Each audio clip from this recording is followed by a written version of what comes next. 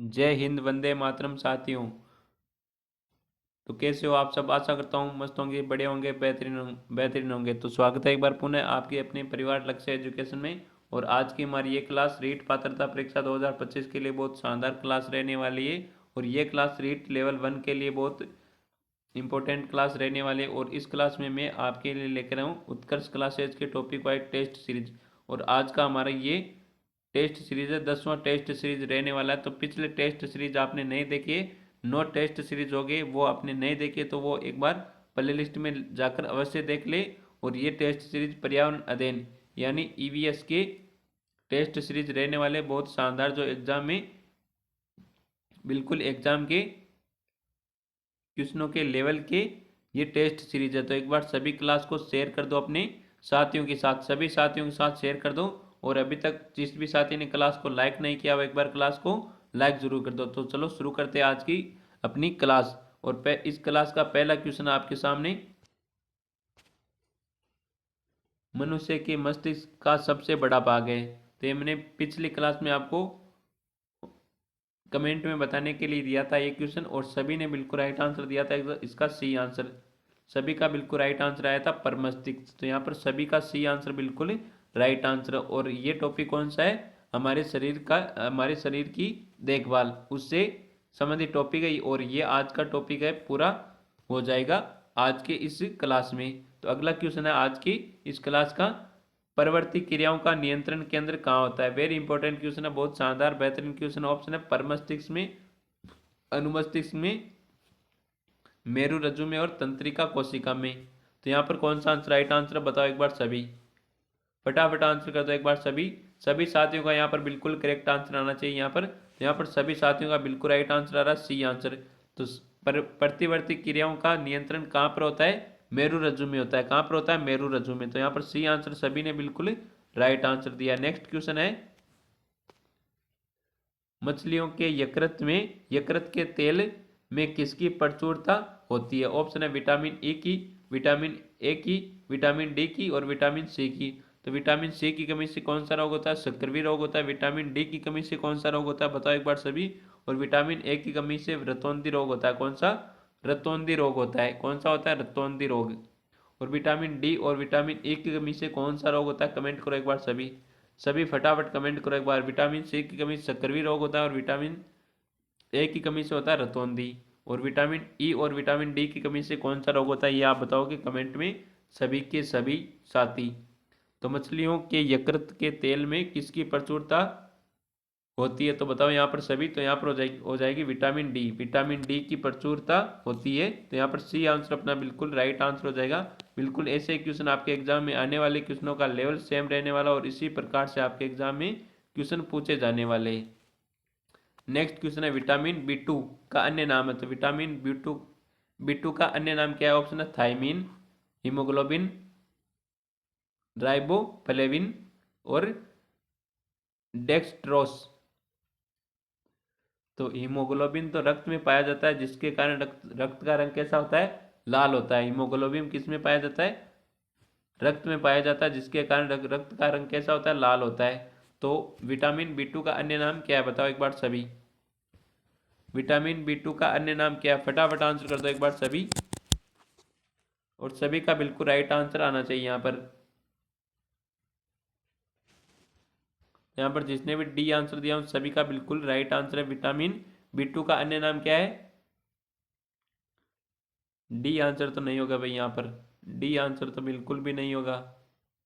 कौन कर रहा है भाई डी आंसर? तो यहाँ पर कौन सा सी आंसर हो जाएगा राइबोफ्लेविन। कौन सा? राइबोफ्लेविन। तो यहाँ पर जिसने भी सी आंसर दिया सी आंसर बिल्कुल राइट आंसर, डी नहीं होगा। कौन सा? डी आंसर नहीं होगा यहाँ पर। नेक्स्ट क्वेश्चन है,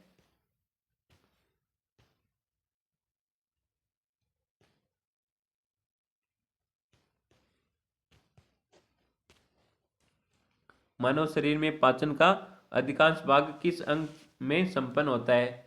तो मानव शरीर में पाचन का अधिकांश भाग किस अंग में संपन्न होता है? ऑप्शन है बड़ी आंत में, छोटी आंत में, आमाशय में, अग्नाशय में। तो बताओ यहाँ पर कौन सा आंसर राइट आंसर है? और यहाँ पर जिसने भी बी आंसर दिया उन सभी का बिल्कुल राइट आंसर है छोटी आंत में। तो मानव शरीर में पाचन का अधिकांश भाग किस अंग में संपन्न होता है? आपके छोटी आंत में होता है। किसमें होता है? छोटी आंत में होता है। तो यहाँ पर जिसने भी बी आंसर दिया उन सभी का बिल्कुल ही राइट आंसर है। नेक्स्ट क्वेश्चन है,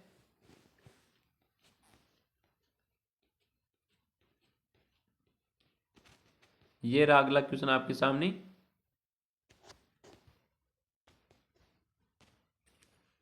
लार में कौन सा एंजाइम पाया जाता है? तो लार में कौन सा एंजाइम होता है? बिल्कुल शानदार बेहतरीन क्वेश्चन। ऑप्शन है टाइलिन एंजाइम, रेनिन एंजाइम, माइलेज एंजाइम, ए व सी दोनों। तो बताओ यहाँ पर कौन सा आंसर राइट आंसर है? तो लार में कौन सा एंजाइम पाया जाता है? तो लार में टाइलिन एंजाइम पाया जाता है और एमाइलेज।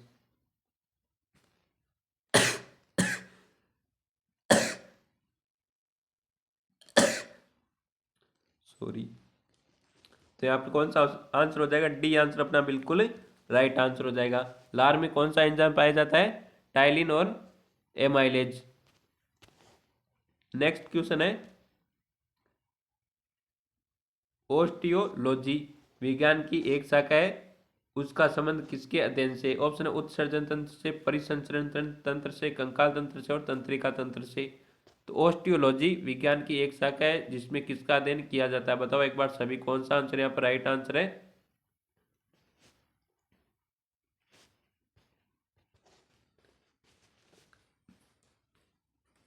तो बताओ यहाँ पर कौन सा आंसर राइट आंसर रहने वाला है? यहाँ पर जिसने भी सी आंसर दिया उन सभी का बिल्कुल ही राइट आंसर है। कौन सा सी आंसर जिसने भी दिया उन सभी का बिल्कुल राइट आंसर रहने वाला है।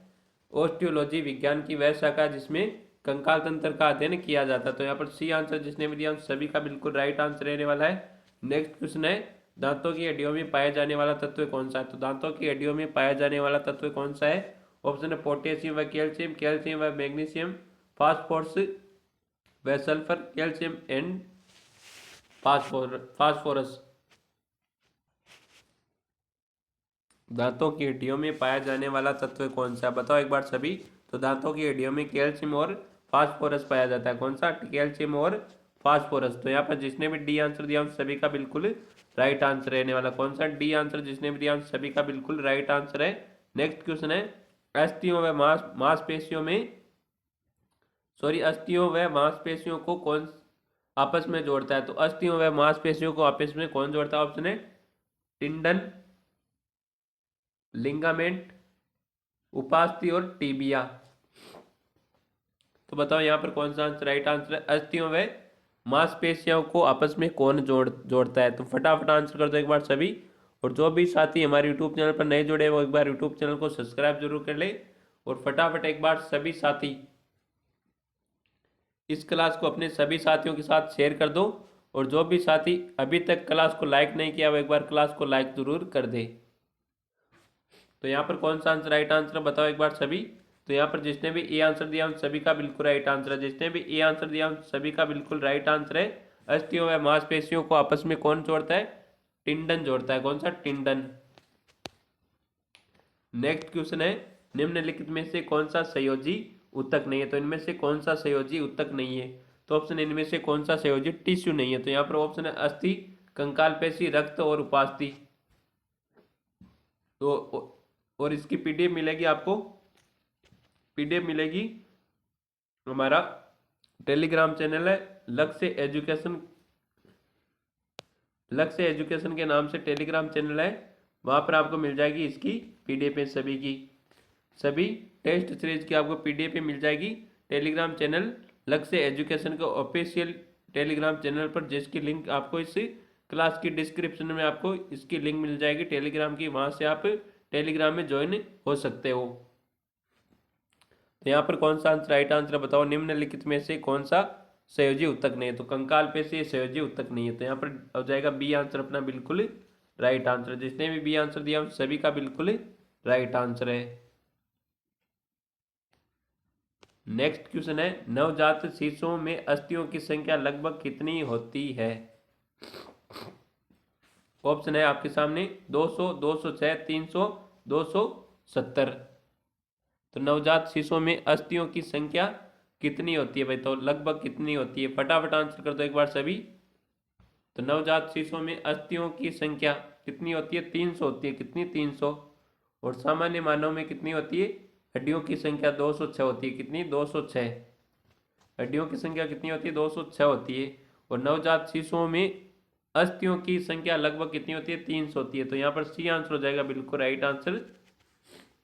अस्थियों की संख्या कितनी होती है? 300 होती है नवजात शिशु में। नेक्स्ट क्वेश्चन है, निम्नलिखित में से कौन सा वक्र का एक कार्य नहीं है? तो इनमें से कौन सा एक वक्र का कार्य नहीं है? ऑप्शन है रक्त का पीएच का विनियमन, शरीर में उपापचयी अपशिष्टों को हटाना, प्रतिरक्षी का उत्पादन, रक्त के उपापचयी दबावों का विनिमयन विनि तो यहाँ पर कौन सा आंसर राइट आंसर है? बताओ एक बार सभी। सभी का आंसर यहाँ पर बिल्कुल राइट आंसर आना चाहिए सभी का। तो निम्नलिखित में से कौन सा वक्र का एक कार्य नहीं है? तो यहाँ पर प्रतिरक्षी का उत्पादन करना यह वक्र का कार्य नहीं है। तो यहाँ पर सी आंसर जिसने भी दिया सभी का बिल्कुल राइट आंसर रहने वाला। जिसने भी सी आंसर दिया सभी का बिल्कुल करेक्ट आंसर रहने वाला। नेक्स्ट क्वेश्चन आपके सामने, कोलिफ्रॉम नामक जीवाणु किस मानव अंग में पाया जाता है? वेरी इंपॉर्टेंट क्वेश्चन है, बहुत शानदार क्वेश्चन है कि कोलिफ्रॉम नामक जीवाणु है किस मानव के किस अंग में पाया जाता है? ऑप्शन है आंत में, वक्र को गुर्दा भी कहा जाता है। क्या कहा जाता है? गुर्दा भी कहा जाता है। और हृदय में और यकृत में।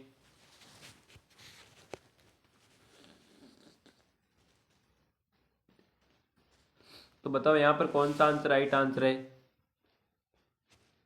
फटाफट आंसर कर दो एक बार सभी। कौन सा आंसर यहाँ पर बिल्कुल राइट आंसर रहने वाला है?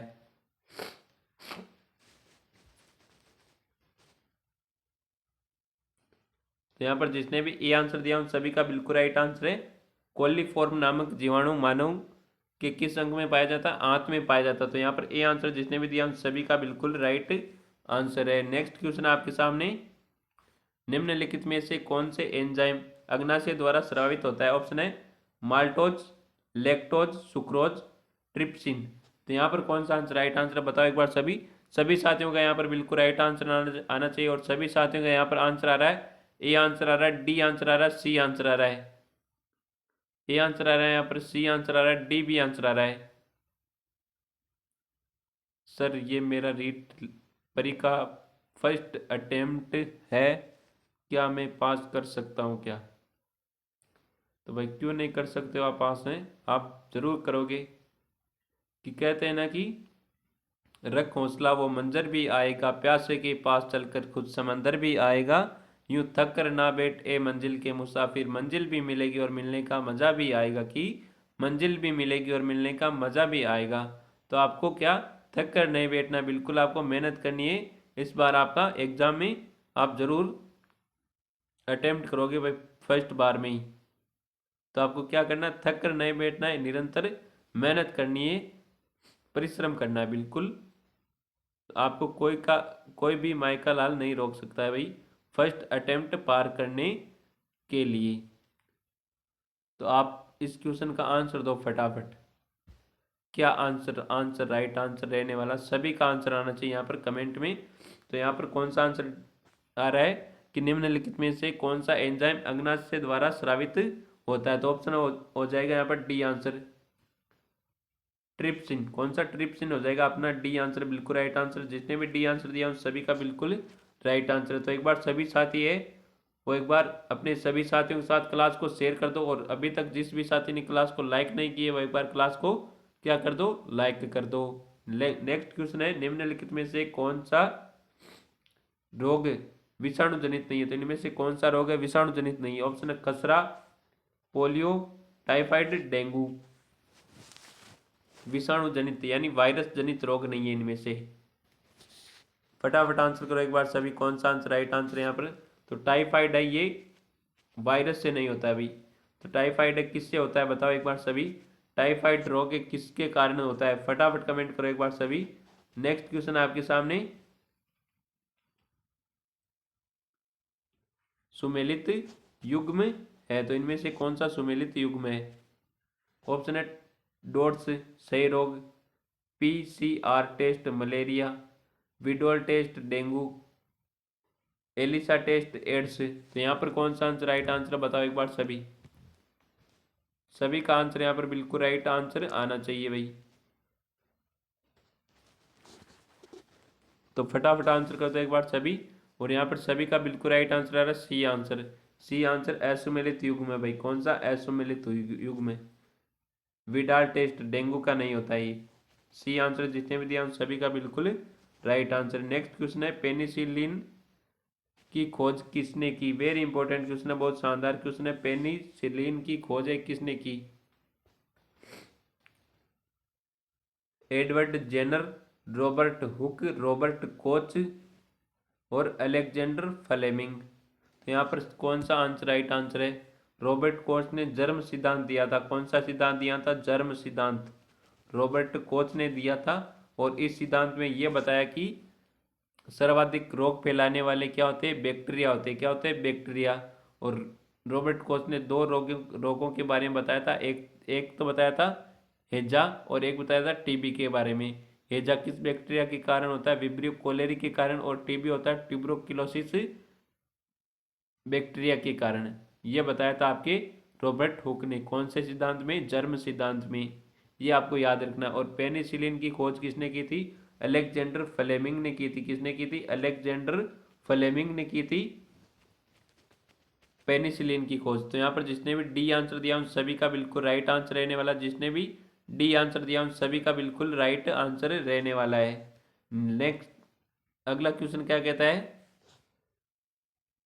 अमीबा अमीबायोसिस रोग किससे संबंधित है? ऑप्शन है विषाणु से, जीवाणु से, प्रोटोजोआ से और आनुवंशिक रोग। तो यहाँ पर कौन सा आंसर राइट आंसर भाई?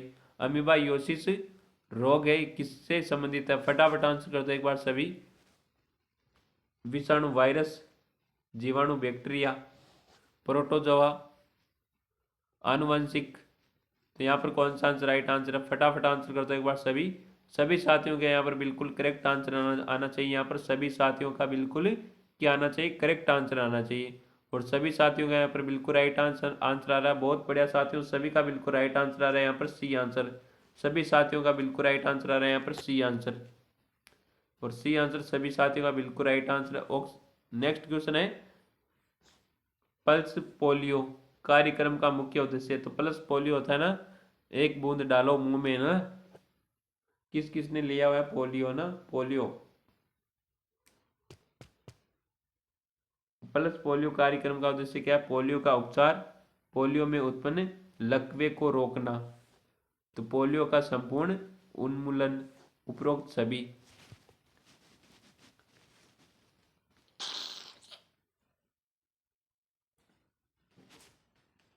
तो बताओ यहाँ पर कौन सा आंसर राइट आंसर है? फटाफट आंसर कर दो एक बार सभी।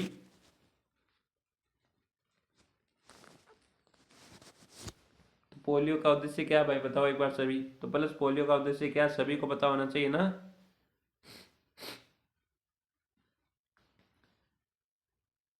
तो पोलियो का उद्देश्य क्या है? फटाफट आंसर करो एक बार सभी।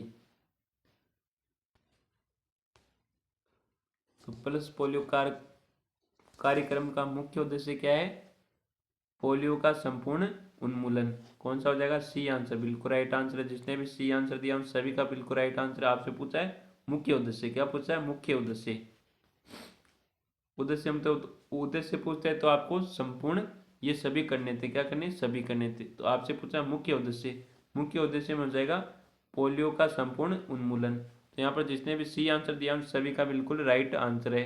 नेक्स्ट क्वेश्चन है मलेरिया के रोगी को कौन सा अंग बढ़ जाता है? तो जो मलेरिया का रोगी होता है उसका कौन सा अंग बढ़ जाता है? ऑप्शन है वक्र, पलिया, पित्ताशय, यकृत। तो जो मलेरिया का रोगी होता है उसका कौन सा अंग बढ़ जाता है? तो पलिया अंग बढ़ जाता है। कौन सा? पलिया। जो भी मलेरिया का रोगी होता है उसका पलिया का अंग है वो क्या होता है? बढ़ जाता है। तो यहाँ पर कौन सा अपना बी आंसर बिल्कुल राइट आंसर है। बी आंसर जिसने भी दिया उन सभी का बिल्कुल राइट आंसर रहने वाला। कौन सा? B answer. नेक्स्ट क्वेश्चन है राष्ट्रीय फ्लोरोसिस नियंत्रण एवं रोकथाम कार्यक्रम वर्तमान में कुल कितने जिलों में संचालित है? ऑप्शन है 33 जिलों में, 30 जिलों में, 24 जिलों में और 22 जिलों में।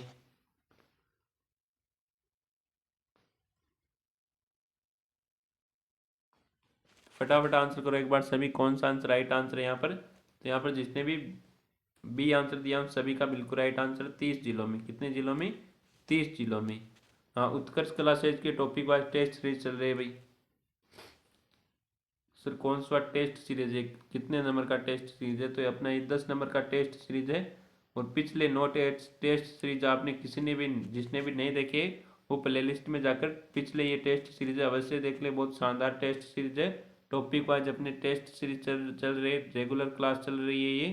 तो आप सभी जुड़ जाना रेगुलर। सुबह 8 बजे, सुबह 8 बजे अपनी रेगुलर क्लास होती है ये। और बिल्कुल शानदार ये टॉपिक वाइज टेस्ट सीरीज चल रही है अपनी। तो यहाँ पर अगला क्वेश्चन क्या कहता है आपको, निम्नलिखित में से किस खाद्य पदार्थ में लोहा तत्व होता है? तो किस खाद्य पदार्थ में लोहा तत्व होता है? ऑप्शन है आंवला में, गुड़ में, हरी पत्तेदार सब्जियों में, उपयुक्त सभी में। तो बताओ यहाँ पर कौन सा आंसर राइट आंसर है। तो यहाँ पर हो जाएगा अपना बिल्कुल राइट आंसर, खाद्य पदार्थ में लोहा तत्व होता है। तो किस खाद्य पदार्थ में होता है? आंवला में होता है, गुड़ में होता है और हरे पत्तेदार में होता है। तो यहाँ पर कौन सा हो जाए? हरे पत्तेदार सब्जियों में भी क्या होता है? खाद्य पदार्थ लोहा तत्व होता है, उसमें खाद्य पदार्थ लोहा तत्व है। तो यहाँ पर डी आंसर बना बिल्कुल राइट आंसर है, उपयुक्त सभी। तो यहाँ पर जिसने भी डी आंसर दिया उन सभी का बिल्कुल क्या रहने वाला है? राइट आंसर रहने वाला है। नेक्स्ट क्वेश्चन आपके सामने, रक्त में ऑक्सीजन के घुलने की क्षमता में कार्बन मोनोऑक्साइड के कारण कमी आना कहलाता है। वेरी इंपॉर्टेंट क्वेश्चन है, बहुत शानदार क्वेश्चन है। क्वेश्चन क्या कहता है कि रक्त में ऑक्सीजन के घुलने की क्षमता में कार्बन मोनोऑक्साइड के कारण कमी आना क्या कहलाता है? ऑप्शन है आंत्रशोथ, मेट, हीमोग्लोबिन, एनीमिया और अमायोबायोसिस। तो यहाँ पर कौन सा आंसर राइट आंसर बताओ एक बार सभी। रक्त में ऑक्सीजन के घुलने की क्षमता में कार्बन मोनोऑक्साइड के कारण कमी आना क्या कहलाता है? फटाफट आंसर करो एक बार सभी साथी। सभी साथी का बिल्कुल राइट आंसर आना चाहिए यहाँ पर। और यहाँ पर जिसने भी बी आंसर दिया सभी का बिल्कुल राइट आंसर है। जिस भी साथी ने बी आंसर दिया है उस साथी का बिल्कुल राइट आंसर है मेट हीमोग्लोबिन। तो रक्त में ऑक्सीजन के घुलने की क्षमता में कार्बन मोनोऑक्साइड के कारण जो कमी आती है तो उसको क्या कहा जाता है? Methemoglobin. तो यहाँ पर अपना कौन सा आंसर है? बिल्कुल राइट आंसर आपका बी आंसर। जिसने भी बी आंसर दिया उन सभी का बिल्कुल राइट आंसर। अगला क्वेश्चन है, अब थोड़े हम राजस्थान जीके क्वेश्चन देख लेते हैं, 4-5 क्वेश्चन। ये बहुत शानदार क्वेश्चन है। क्वेश्चन क्या है, राजस्थानी विचारधारा की चित्रकला का आरंभिक मुख्य केंद्र था। तो बहुत शानदार बेहतरीन क्वेश्चन है आपके सामने। इस क्वेश्चन का आंसर क्या आंसर राइट आंसर रहने वाला बताओ एक बार सभी। ऑप्शन है बीकानेर, बूंदी, उदयपुर, जैसलमेर। तो बीकानेर में कौन सा किला? जूनागढ़ का किला कहाँ पर है? बीकानेर में। और जैसलमेर में कौन सा किला? सोनारगढ़ का किला है, सोनारगढ़ का किला, जिसे दूसरा लिविंग फोर्ट कहा जाता है। क्या कहा जाता है? दूसरा लिविंग फोर्ट किसे कहा जाता है? जैसलमेर के सोनारगढ़ किले को कहा जाता है। तो राजस्थानी विचारधारा की चित्रकला का आरंभिक केंद्र था। तो यहाँ पर इनमें से कौन सा आंसर राइट आंसर है? बीकानेर, जैसलमेर, बूंदी और उदयपुर। तो यहाँ पर कौन सा आंसर राइट आंसर बताओ एक बार सभी। तो यहाँ पर जिसने भी ए आंसर दिया उन सभी का बिल्कुल राइट आंसर है। जिसने भी ए आंसर दिया उन सभी का बिल्कुल राइट आंसर। राजस्थानी विचारधारा की चित्रकला का आरंभिक मुख्य केंद्र कौन सा था? बीकानेर था। कौन सा? बीकानेर। तो यहाँ पर जिसने भी ए आंसर दिया उन सभी का बिल्कुल राइट आंसर है। नेक्स्ट क्वेश्चन आपके सामने, चावंड शैली के प्रसिद्ध चितेरी नसरुद्दीन ने रागमाला का चित्रण किस शासक के संरक्षण में किया? वेरी इंपॉर्टेंट क्वेश्चन आपके सामने। अगला ऑप्शन आपके सामने, महाराणा प्रताप, करण सिंह, जगत सिंह प्रथम, अमर सिंह प्रथम। तो यहाँ पर कौन सा आंसर राइट आंसर है? फटाफट आंसर कर दो एक बार सभी साथी। तो यहाँ पर कौन सा आंसर राइट आंसर रहने वाला बताओ एक बार सभी। तो यहाँ पर सभी का बिल्कुल राइट आंसर आ रहा सी आंसर। कौन सा? C answer. जिसने भी दिया उन सभी साथियों का बिल्कुल राइट आंसर है। अगला क्वेश्चन है,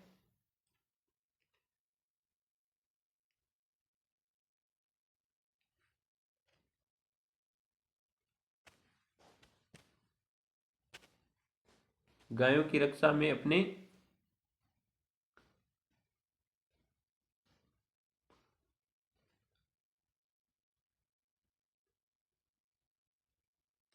अपने प्राण न्योछावर यानी प्राण न्योछावर करने वाले लोक देवता है। तो ऑप्शन है गोगा जी, तेजा जी, पाबू जी, उपयुक्त सभी। तो गायों की रक्षा में अपने प्राणोत्सर्ग करने वाले लोक देवता यानी अपने प्राणों को न्योछावर करने वाले लोक देवता कौन थे? तो ऑप्शन आपके सामने गोगा जी, तेजा जी, पाबू जी, उपयुक्त सभी। तो आपको आंसर हो जाएगा गोगा जी हो जाएगा, तेजा जी हो जाएगा और पाबू जी हो जाएगा उपयुक्त डी, उपयुक्त सभी। यहाँ पर डी आंसर अपना बिल्कुल राइट आंसर रहने वाला है। नेक्स्ट क्वेश्चन आपके सामने, निम्नलिखित में से कौन पांच पीरों में सम्मिलित नहीं है? तो इनमें से कौन पांच पीरों में सम्मिलित नहीं है? गोगा जी, पाबू जी, तेजा जी, हड़बू जी। तो मैंने आपको ट्रिक बताई हुई गोपा मेहरा, कौन सी? गोपा मेहरा, गोपा मेहरा। गो से हो जाता है गोगा जी, पा से हो जाता है पाबू जी, मे से हो जाता है मियाँ जी मांगलिया, कौन सा? मियाँ जी मांगलिया, मियाँ जी मांगलिया। ऐसे हो जाता है आपके हड़बूजी, कौन सा? हड़बूजी। और रा से हो जाता है रामदेव जी। ये पांच पीर है, कौन है? पांच पीर, गोगा जी, पाबू जी, गोगा जी, पाबू जी, मियाँ जी, हड़बू जी और रामदेव जी। तो यहाँ पर कौन सा है? सांप्रदायिक सद्भाव के देवता कौन है? आपके रामदेव जी। कौन है? रामदेव जी। रामदेव जी के किसकी सवारी? नीला घोड़ा, लो असवार बाबा रामदेव। तो यहाँ पर कौन सा अपना राइट आंसर है? तो यहाँ पर तेजा जी पंच पीरों में शामिल नहीं है। किसमें? पांच पीरों में सम्मिलित नहीं है तेजा जी। कौन नहीं है? तेजा जी। यहाँ पर सी आंसर अपना बिल्कुल राइट आंसर है। जिसने भी सी आंसर दिया सभी का बिल्कुल राइट आंसर। नेक्स्ट क्वेश्चन है, क्या ये क्वेश्चन मैंने करवा दी थोड़ी थे आपसे? यहाँ करवा दिए था इतना, चलो कोई बात नहीं, एक बार और देख लो आप। अगला क्वेश्चन है, जेठमलोत राठौड़ को किस लोक देवता के रूप में जाना जाता है? हाँ, ये क्वेश्चन करवा दिए थे मैंने, है ना। चलो कोई बात नहीं, और कर लो आप। ऑप्शन है पाबू जी, आलम जी, कल्ला जी, हड़बू जी। आपका रिवीजन हो जाएगा, है ना। तो आपने तो किसी ने नहीं बताया सर ये क्वेश्चन हमने कर लिए, हाँ। तो यहाँ पर कौन सा आंसर राइट आंसर है फिर बताओ? सभी का आंसर राइट आंसर आना चाहिए भाई, फिर तो, है ना। सभी के सभी आंसर राइट आंसर करना चाहिए सभी का। जेठ मल्होत्र राठौड़ को किस लोक देवता के रूप में जाना जाता है? बाबू जी, आलम जी, कल्ला जी, हड़बू जी। तो बताओ यहाँ पर कौन सा आंसर राइट आंसर? तो यहाँ पर बी आंसर जिसने भी दिया सभी का बिल्कुल राइट आंसर है आलम जी। तो जेठ मल्होत्र राठौड़ को आलम जी देवता के रूप में जाना जाता है। तो यहाँ पर कौन सा अपना बी आंसर बिल्कुल राइट आंसर है। जिसने भी बी आंसर दिया सभी का बिल्कुल राइट आंसर है। नेक्स्ट क्वेश्चन है, बहुत शानदार बेहतरीन क्वेश्चन है, तेरह ताली नृत्य की आराधना में किया जाता है। तो तेरह ताली नृत्य किस लोक देवता की आराधना में किया जाता है? तेरह ताली नृत्य किसकी आराधना में किया जाता है? ऑप्शन है मल्लीनाथ जी की, रामदेव जी की, तेजा जी की और मांगलिया जी की। तो बताओ यहाँ पर कौन सा आंसर राइट आंसर है? तो तेरह ताली नृत्य कौन करती है? कामड़ जाति की महिलाएं करती है। कौन करती है? कामड़ जाति की महिलाएं करती है। कामड़ जाति की महिलाएं करती है तेरह ताली नृत्य।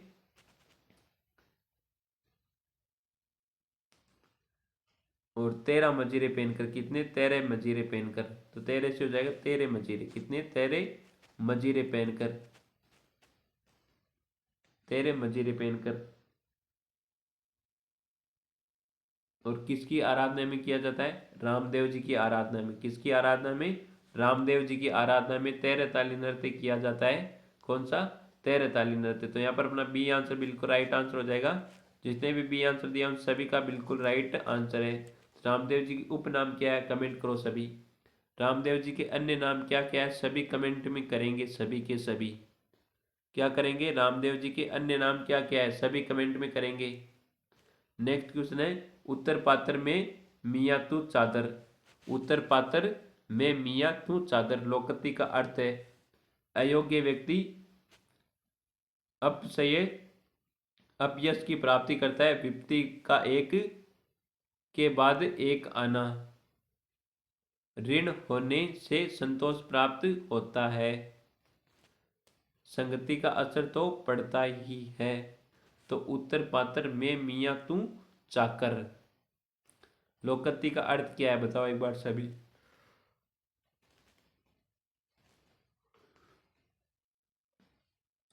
तो यहाँ पर ऋण होने से संतोष प्राप्त होता, तो यहाँ पर हो जाएगा अपना बिल्कुल राइट आंसर सी आंसर। उत्तर पात्र में मियाँ तू चाकर, लोकोक्ति का यही अर्थ होता है ऋण होने से संतोष प्राप्त होता है। तो यहाँ पर अपना बिल्कुल राइट आंसर सी आंसर।